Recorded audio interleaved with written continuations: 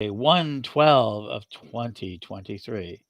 And that makes it what a 10 number, or is it? No, it's 11. Today's an 11 day for all those do, or a 2 for those who follow more that sort zero thing.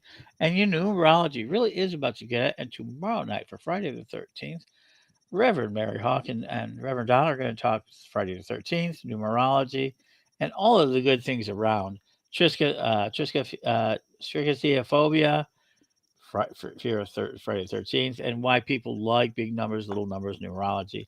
It'll be a great opportunity. But for today, your opportunity is Ask Don Anything. It's a series of questions where we're opening up, and me too. We'll ask me anything. AMA they call it. They do it a lot on Reddit, but we're going to do it right here. And the first question I've got are you planning to continue your vlogs? I would say yes, but I would say to some extent that's what we're doing here. Mm-hmm. It's certain. I don't know that I will go back to that same format, but being here every day, being accessible to questions, really is a continuation in its And own way. absolutely. And you also have books out it. So you have Yes, book 1 and 2. So do you have plans to bring out the third one? I do, but I do not have a date yet. Okay. But I would think probably this year sometime. But you can get your first and second books at CarolinePublishing.com right now. Yes, Reverend Don's Book of Questions, Volume 1 and 2. And talking about books, how are we doing on the Kickstarter campaign? It looks like we're doing pretty well. It's moving along. We are at 1872, I believe. Mm-hmm. And for anyone who is interested, you can get your own hardcover collectible copy of Reverend Don's Super Omnibus of Incantations and Invocations for All Occasions through this Kickstarter. There we go. Um, Having said that, so the second question I've got is, why do you like being a witch? It's it. So I know that you've been one all your life, everything else, but why do you like being a witch? I thought that was an interesting. That was from Brent. I think that's actually a very good question because it's one that I don't know that I've ever had that asked in exactly those terms. And my answer to that is it gives me a great deal more control over my life and my relationship to spirit. Having that relationship to spirit, that relationship to existence, is the thing that I like about it. And also having all the very different tools that magic offers in life. I feel like I have a much wider repertoire of ways to deal with things. All righty. So we're going to show this one. Thank you, and ask you from Ryan, what got you started down the magical path? For me, it was my parents. My mother was the head of the Corellian tradition before me. My father was a ceremonial, and I had magical influences from both of them. And Hmm. I don't think there was a time in my life that that influence wasn't there. So I started down the path very, very early. Some of the earliest things I remember are metaphysical in character. I That's mean, I can interesting. remember being taught about spirit guides shortly after my grandmother's death, and as a consequence of it. But I was very, very young at that time. For me, it's a little different. So I can talk about it a lot of different times, but I finally kind of marked it down to Pastor Raymond Pocky, who would go on to be a well-known evangelical and would do a great deal of things. And I was in his first church. But every Halloween, right around Halloween, he'd have the anti-witch Halloween sermon, and he would talk about how Ouija boards were entering into being sold to children, and he would talk about all the TV shows because, after all, you had Bewitched, we had I Dream of Jeannie. TV was being invaded with occult themes. You had Night Gallery. You had also, so can't remember. I was 8 years old, like 1972. Bewitched had entered syndication. I Dream of Jean had been into her syndication. Night Gallery was going strong, night, creature, and all sorts of things. And he would rally against us, and he would talk about all the sorts of things that witches were doing. And it really inspired me to go looking for them.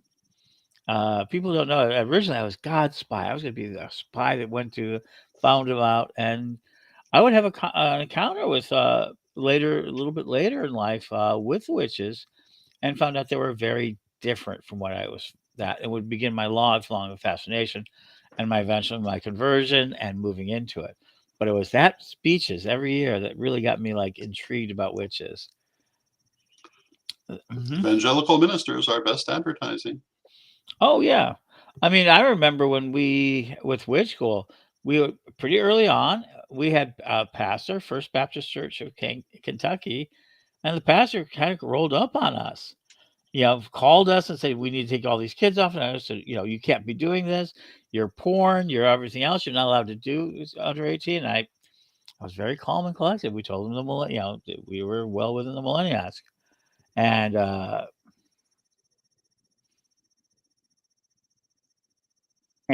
just putting in there, ask questions. I just want to let people know they can ask questions. And we see Mary. Mary's joined us again this evening. We thank you. And so yeah, and then we told him that, and it was very interesting that he was saying that you can't do it. And that we did. Eventually, he did send a list in with parent signatures. Um, and we did remove those individuals at least this time. Hmm. You probably came back into the system. And what was funny is I had a friend, Brian, who a couple of months later told me, "Did you know that you made it to one of the evangelical conferences? It was called the Witch School Problem." And basically, it rated out that if every one of your people get in a witch school, your entire teenage congregation would join. It was quite something. It was that. Yes, those were the days. And so the question is, do you meditate? Do I meditate? Absolutely. I'm not as good a meditator as I am. I've gotten Mm. better during COVID. I did practice a lot more. I do practice stillness, and I do walk. I walk. My meditations are very active, and I walk, and I can walk for periods of time to change my state. Mhm. And You that's know. that's just as much meditation as anything. Mhm. I find I often do that when I drive. I go into something of a meditative state, Mhm. but I do try to do daily meditation, um, to a greater or lesser extent, depending on where I am in my life. Sometimes it will be a longer period of time, sometimes a shorter period. But I do try to do that. I think And it thank makes a big difference. and thank you joining us for Nicholas for joining us. And he says so lovely to catch the chat live, and we do too. And then of course it's on tape afterwards, so we can keep these for prosperity, and people continue to look at them. Um, so let me go. And good evening from IAP on our radio. Hi, Earl. Welcome to have you aboard too. Uh, Welcome. so let us ask the question: Is that and so we already had a question of logs. Do we meditate and everything else? We're for a little while AMA, which means ask ask me questions. Or ask us anything. It's kind of one of those things that come out of Reddit. It's become kind of fascinating. Uh, so the question is, so let me see it. So the question here is that why do you wear your hair so long? What? That's not okay. Go ahead and answer that, Don.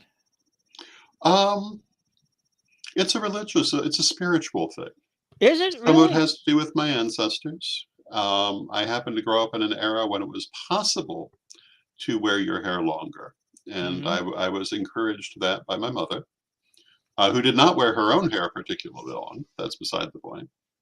And the other thing is, if I get it cut shorter, I get letters. And Do so, you? if people historically, if people even think I've cut it, I will start hearing. I've had How? times when it was just back in a ponytail, but they didn't see the tail, and people would get upset. And I came to think that I was wearing it long also for others who could not. And I found that it's such a part of my image that I really don't think that even if I chose to depart from it spiritually, I don't think I really could without disturbing a lot of people. And I That's wouldn't fast. know what to do. I mean, the last time I actually did have it shorter, I found I really missed playing with my tail because I normally do tend to wear it back, and Mhm. as habit, I tend to play with the ponytail. And without that, I really noticed the lack of it. Well, I do notice people react strongly when I remove my beard, Hmm. which I have to do every once in a while, because I get uh, ingrown hair. And the other thing, there are a lot of spiritual beliefs about hair, Mhm. including times when it is appropriate to remove it. But one of them is that hair will tend to hold on to um, energy. In traditional magical practice, it was very often the custom to let the hair loose before doing magic or while doing magic. And there were also um, practices of binding it in various ways as a magical technique as well. Hair has a long history in magic, and um, often for mourning in many cultures, hair would be cut in order to release the connection to what has passed. So that would be one occasion when it would be a spiritual thing to cut it. And of course, a number of religions tend to practice head shaving to symbolize renunciation of connection to the physical world. Mhm. But I do not come from a religion which renounces connection to the physical world. I come from a religion which embraces it. And so that would be another reason I wear it long. Okay. Also, it reminds me it wasn't always gray. No. Okay, so we got another question from Ryan. I guess we'll that Mm. what what do you all think about lifetimes like being a tree for thousands of years? Well, most trees don't live thousands, they live hundreds. There's the bristlecone, there's a few that live thousands. And there are also clone tree forests. I've been really studying trees lately, but I don't think so the idea of being a tree for a long time, I don't know. It's got to be a very interesting being to be a tree, especially now we're learning how they communicate and they talk and how Hmm. they're building these interlying networks. I was just reading about mother trees, about how they exist and everything else. But what do you think about that? The idea of being that you might reincarnate from you might be incarnated into a tree. Well, the background that I come from holds the point of view that in the course of incarnation, your soul may be incarnated as all kinds of different things, but it will tend to stay one thing for a number of lifetimes. So if you're a human in this lifetime, you're most likely going to be in the next one and was in the last one. But that doesn't mean your soul has never been anything else. We also believe in a simultaneity of incarnation.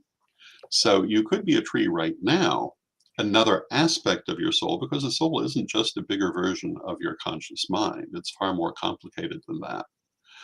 Um, and as to what I think of it, I think that it would be a very different existence. But most traditional paganism did absolutely recognize the spirits of plants and particularly trees, and often interacted with them as we Corellians certainly do today. And I would assume most other species of modern paganism. And so, getting back to the hair piece, Arlene has mentioned that's quite interesting about cutting it for grief. Or in Judaism, the hair is left to grow for a mourning period of at least 30 days is over. And there are many different beliefs, and they vary greatly by culture. Yeah. In a lot of cultures, a widow in particular would cut her hair short at the death of her husband, and when it had grown back to what was considered the normal length, then her period of mourning was considered to have ended. That was a case, for example, in ancient Egypt. And so, gotta dig the hairdos. Thank you from Nicholas. As the kids say, I'd love to know your thoughts on the nature of self discovery through witchcraft and how it is the process can avail itself to other areas of one's life. I absolutely believe that that witchcraft and spirituality in general are a path of self-discovery, and that is probably the most important part of it. I spoke earlier about relationship to the world, to existence, to spirit, but that is a path of self-discovery just by itself. I think that when you enter any practice of magic, you have, whether you intend it or not, entered a path of self-discovery because it will reveal yourself to you, whether you particularly want to see yourself or not. I don't think you can avoid it when you have began a spiritual or a magical path. I think that it is inevitable that self-discovery, not only in your magical practice, but throughout your life. I don't think it's possible to go otherwise on a spiritual path. Now, it may unfold over a great deal of time, but I certainly, for myself and for the background I come from, that aspect of self-discovery was very, very important. Hmm. Um, for me, I guess I would agree with that. I mean, for me, it's been a lifelong kind of aspect. It's really changed my life, the practice of magic and doing things. And I've done some pretty amazing things. And coming out of a strong evangelical background, and I think on Martin Luther King Day, we're going to actually see we actually have a really good story about some of this stuff about how lives can be transformed. Mhm. But we'll leave that as Monday. And the next question is, how do I transform into a druid? And do druids still exist? The answer to that one, of course, druids still exist. There's a lot of great people who do so. We actually have a new course on Witch School right now from the Black Mountain Druidery. So if you want to learn some of the basic of druidery, you can go right there to Witch School and take a free class. Um, Yes. but how do you transform into a druid or any of those things? Well, how you would transform into a druid is through study and training, just as you would anything else. Mhm, And do druids still exist? It depends in part on your terminology, but there are many orders of druidry in the world today, mhm, which have been founded in some cases in the present day, in some cases several hundred years ago. None of them can necessarily be said to have an unbroken chain to the ancient Celtic peoples, although there are some arguments about that too, but that would be too much to get into in this conversation. But I personally find um, all of the Druidic orders to be as legitimate as any other spiritual order, regardless of the degree of their connection to ancient Druidry. We mhm. know very little about ancient Druidry, and one of the things that you'll notice if you look at the Druidic revivals of the last several hundred years is that the earliest ones treated the concept of Druidry in a universalist fashion. That a Druid was a wise practitioner who studied everything. And I don't know that there's anything in the ancient writings about the Druids that contradicts that definition, which is not necessarily the definition people like to put on it, Mhm. but I think is pretty close to what history suggests that they actually may have been, and certainly in the more modern era are. All right. And so we got one. Why a star for the symbol? That's a really good question. And I think that for the biggest part, because of tradition, I mean, it comes out of some Pythagorean. That's been a Mhm. long-term symbol, and I think that it was a good symbol because we were able to see it represent some of the things. Leonardo da Vinci's man, uh, air, earth, fire, water, and spirit. Um, I think that And takes a it's little bit simple to draw. and simple to draw. And so I think it's just something that has become tradition from ancient times, and it is something that everybody uses as a general generic. Now it's very interesting for one of the evolutions I've seen, like the Corellium, Mhm. is that how you pronounce it properly? The Corellium. Has become, and I think it's a very complex symbol, It is. has become more and more common and being listed. So I think individual groups within the pagan traditions are seeing their hammers and their other symbols, the triple goddess and everything come out of it. But I think as a general symbol, is that the pentagram has been a symbol of magic for so long that it was just the first thing they absorbed. Well, the pentagram can be seen in ancient Egypt and ancient Mesopotamia at the very dawn of written history.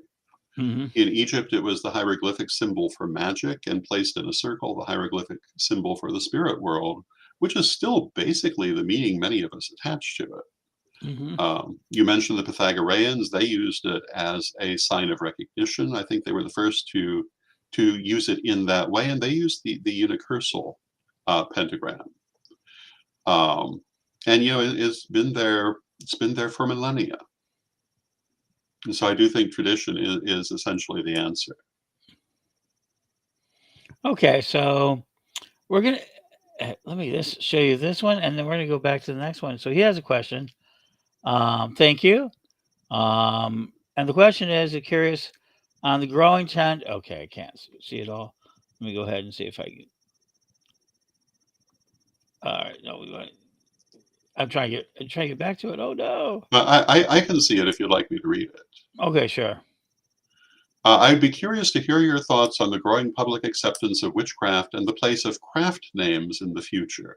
As the craft becomes more commonplace, will the tradition of taking on another name continue, change, or take on some other form altogether? And I think the answer to that is yes. And I think it depends on the different practices of the different traditions. Well, I find it very interesting. For me, craft names gone the other direction. They Mm, were used originally. My original craft name was private, only mhm, to be used in my groups, only to be used there and not publicly. But yet, my Gardnerian mother had her own outside the craft. It wasn't the same as her magical name in the circle, but she had another one that she used for public appearances. mhm, So I think it's gonna be a combination. I've always used my own name for my public workings, mhm. and very few people actually know my magical name. And Uh, I would have to say the same. I mean, mhm, I don't know. Lady Crystal knows my magical name. You, in theory, know my magical name, and I don't think mhm, there's another living person who does, mhm. because that's not what they were used for in my background. So that's an inversion in our lifetime that I've seen really strong. Mhm, I do think witchcraft is going to become more common. I think people are going to adopt more names, and I think we're actually going to see people legally change their names, and begin a mhm. process of living those types of lives there. Uh, In the Corellian tradition, we're not big on the idea of craft names as such. Vision names, yes, but craft name, which I mean, it's the same thing. But right. the way people use them, Hmm. some Corellians do, and that's all right. But we don't particularly encourage it. Um, but many people do choose to use pseudonyms, which isn't really the same thing.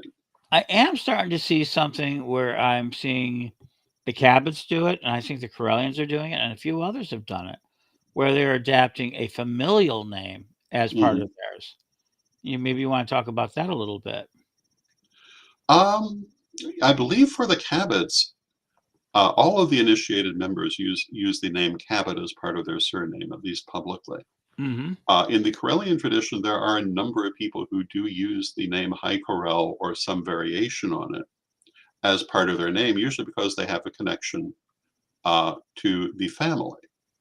Um, although I don't know that there's any reason it can't be wider spread than that. Um, yes, Mary, I am Corellian. I've been Corellian for quite some time. I just celebrated my 30th year as a elder Yes, back in November. Um, I guess I don't brandish it as much. And for my own craft name, kind of sort of my public craft name is Ed the Pagan, which was given to me media.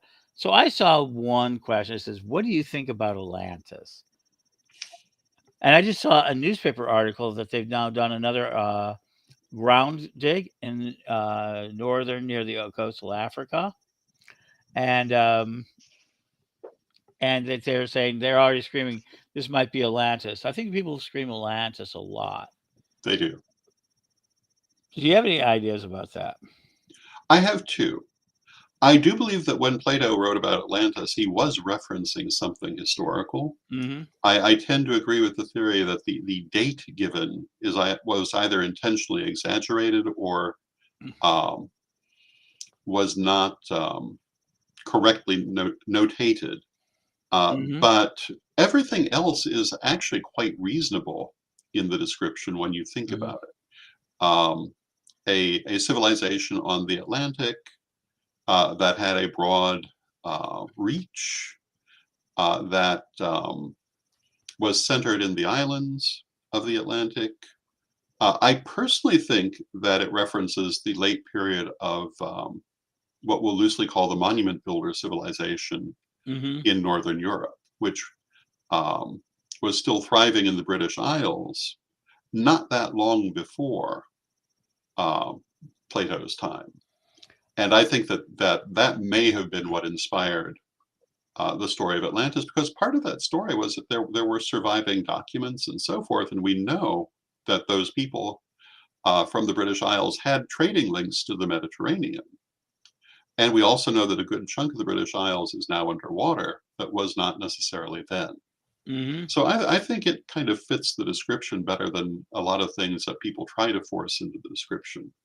But I also have to say the most interesting theory of Atlantis that I'm familiar with, which I am familiar with through you, is the idea that it's not actually part of the past, but part of the future, and that people are feeling it from that in terms not of what Plato wrote, but of what people talk about, which has very little to do with what Plato wrote. Absolutely. Earl mentions that I've chosen to use my Native American name, which has been carried on for many years. That's terrific. I Hmm. think everybody has a right to. I think this is part of our sovereign rights. We can change our names. I mean, I think we Hmm. do. I mean, I obviously did. I'm Ed Hubbard, but that's not my real name. It's my name. Real name is Edward August Hubbard. I don't go around by using Edward and things like that. So I changed it a long time ago. Even to legally, I send my tax returns and everything as Ed Hubbard, Hmm. and that's just one example of it. And we're going to show this one. This one's a pretty big one. Um, and thank you, Cosmo, for this. What aspects do you bring from your magical practice and embrace of reality to help you feel balance, navigate uncertainty, and navigate the involving tech influenced nature of human condition? Well, I'll answer this one, but I'll let you do that first, Don. This is very similar to an answer I made earlier. Um, Hmm. what I would say is that the biggest thing that I bring to those situations is sense of self. And I Hmm. feel that we were talking about magic as a path of self-discovery. Um, I feel it also gives or at least fosters a strong sense of self and a strong sense of inner balance. And so I would say that those techniques of meditation, those techniques of self-development, um, give a strong foundation from which to deal with change and evolution in the world around you. So, to be perfectly honest with you, I don't have balance. I never have. I'm not a balanced person. I don't seek it. When they talk about work life balance, I say that's nonsense. Um, I don't have it. I don't look for, but navigating uncertainty, I just face uncertainty directly. And for me, all my magic allows me for doing that. The ability to allow me to be pretty secure that I'm going to end up, no matter how the, hard the winds blow, no matter how bad the situation gets, how much trouble I get myself into by opening my mouth, how many projects I get into that I don't know how they're going to end or how we bring them forward. Pagan World TV, this project, earlier this year, I tried to do nightly Pagan Nightly News. Um, and I really tried to do it. I didn't care, but that still proved again to be too much for me. And some people would be very embarrassed by that. Said, "Oh, you failed again." Like no, I just go ahead and say, "No, I don't care." Now I know more of what I need, and as such, and I'm also a very tech oriented person. I love technology. I really love technology, so I'm always embracing the technology. I'm always going forward to it. I just did an interview today. Um, I did an interview on Monday with the Conscious Network where I talked about that, and I did an interview today where I talk about the idea of tech and magic coming together. But so for me, my magic it keeps me together in a way so that I can be unbalanced, so that I can be, pushing forward into it. So for me, it's just the opposite. I think that this is one of the things me and Don have acknowledged. We're kind of opposite ends. I'll jump in. My magic lets me jump in blind into projects, no matter how turbulent the water. That's a pretty good assessment. Hmm. Earl mentions I am too not balanced. There are times I fly by the seat of my pants. I try to be, but it just doesn't happen. And that's a constant battle. So one of the good news is about like we have one of the things that you have to do is you have to know your skills and traits. So we have a pretty good executive team running Witch School and a couple of other things. Mm, And we have some people really grounded into process and accounting and how everything manages. And then we have people who are basically good teachers and lead us spiritually and everything else. And then you have me who does the marketing, which is like I have to be on top of the trends and we have to change in the minute. Come on, people. So we have a real big mixture of personalities for that. and I think And that's one of our greatest strengths. mhm. And so I think what our magic does for us is that we have this common place of where we have seen things happen, where we've experienced it together. And while we may approach it differently and we may want different effects from it, we do all want the same thing. We want it to continue to work and we want to be able to continue sharing in the work of it. Yes, indeed. Hmm. So yeah, I think that's pretty interesting. Thank you for that question. These have Um, been some interesting questions. and as far as yeah, it is awesome, Mary. So you actually post people. I guess I get this question every once in a while. If some people know I'm Corellian, and some people, I guess, don't realize I'm that Corellian. I'm and worse. I'm the first officer. I'm on the board of directors, Hmm. and I've been here. I've been here before most everybody. I mean, I'm part of the last bit of being recruited by the family, That's true. and then because I came in, and part of the reason I came in, I helped them. A lot of my work has been so structure and transformation. I don't There's very no high priest in the tradition has to worry about me coming in trying to be a ritualist or do a lot of the things that are pretty traditional. So let me go ahead and answer one thing. I am as much I'm sorry for what? I love it.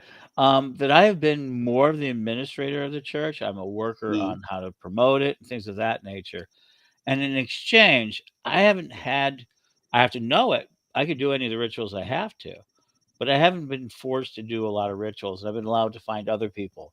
I have yes. a temple of my own, and I get people.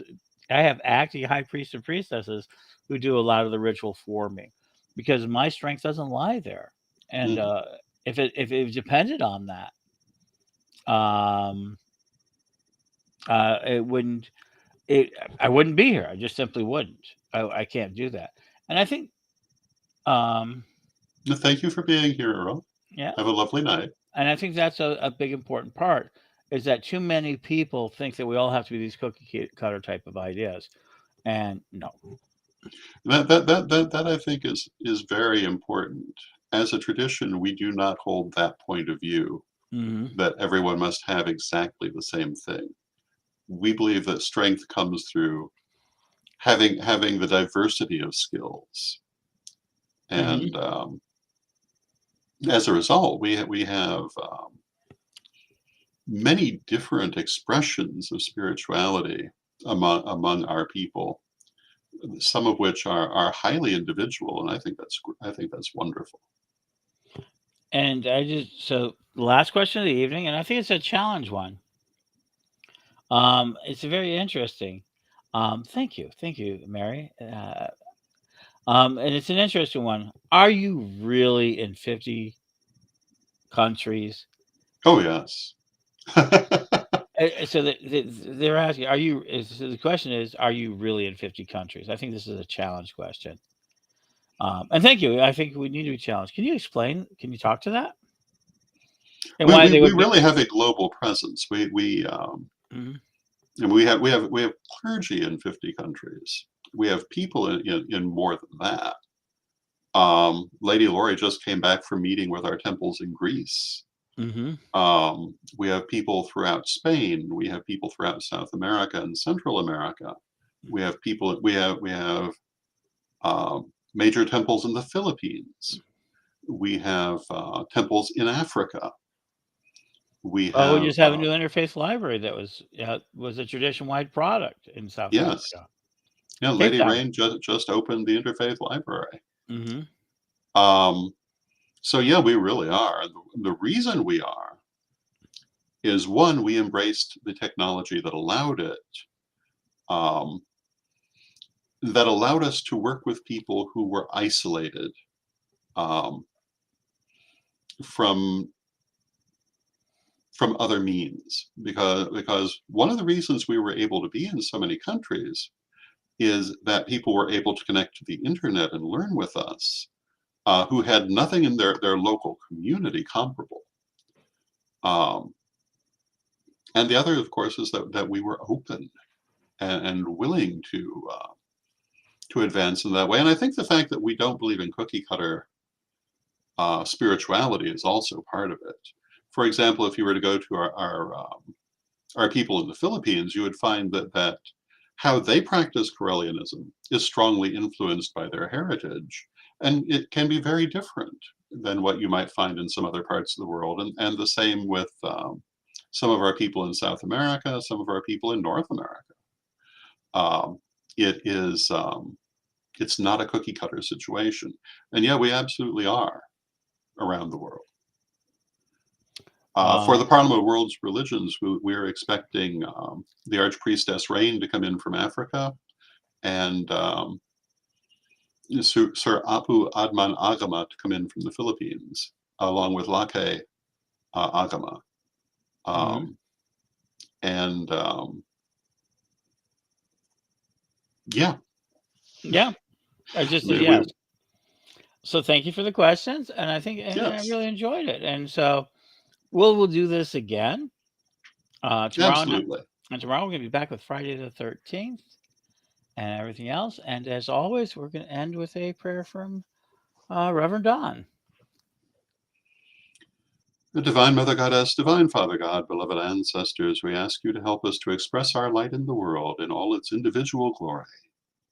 Help us to be truly ourselves, to speak our truth, and to embrace our personal relationship with existence, that we may get the most out of this incarnation that we are in. Beloved Mother Goddess, beloved Father God, beloved ancestors, with love and with respect, we thank you, so mote it be. And thank you.